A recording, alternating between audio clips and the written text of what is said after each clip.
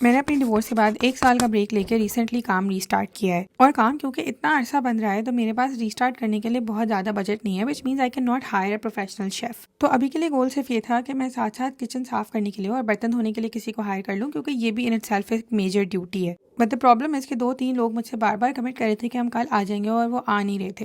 At the same time वो मुझे ये भी कह रहे थे कि हमें काम आपके पास करना है, आप किसी को रखेगा नहीं, लेकिन वो खुद भी नहीं आ रहे थे। तो पिछले कुछ दिन मेरे लिए नॉर्मल दिनों से ज़्यादा ही हेक्टिक थे। पिछले 7 सालों में मेरे करियर में एक ऐसा टाइम भी आया था कि मेरी टीम इतनी एक्सपैंडेड और इतनी वेल ट्रेन थी कि 50, 70, 100 लोगों के खाने के लिए मुझे उनको सिर्फ सुपरवाइज करना पड़ता था, काम करवाने की ज़रूरत नहीं पड़ती थी। और आखिरी दफ़ा इस तरह काम करना कि मेरे ऊपर इतना बर्डन हो कि मैं रात के 2 बजे 3 बजे से उठ के खुद से काम करना शुरू कर दूं, शायद 2022 में था। अब लोग आपसे काम की कमिटमेंट पूरी करें ना करें, आपने अपने क्लाइंट से जो कमिटमेंट की है वो आपको पूरी करनी ही है हर हाल में, बिकॉज आपके बिजनेस का नाम, आपके बिजनेस की रेपुटेशन एट स्टेक होती है। सो past couple of days I wake up every day around फजर और बिफोर फजर and start working early bye my self. ऐसा नहीं है कि मेरे पास बिल्कुल हेल्प नहीं है, I do have 1 person to help me in the kitchen और वो सुबह 10 बजे आ जाती है, लेकिन सुबह फजर के बाद से सुबह 10 बजे तक मैं सारा काम अकेले खड़ी होती हूँ। प्लस विद केटरिंग सीजन काफ़ी ऑर्डर्स ऐसे होते हैं जो कि अर्ली मॉर्निंग जाने होते हैं, क्योंकि लोग दोपहर में अपनी केटरिंग करवा रहे होते हैं 1, 1:30, 2 बजे के करीब।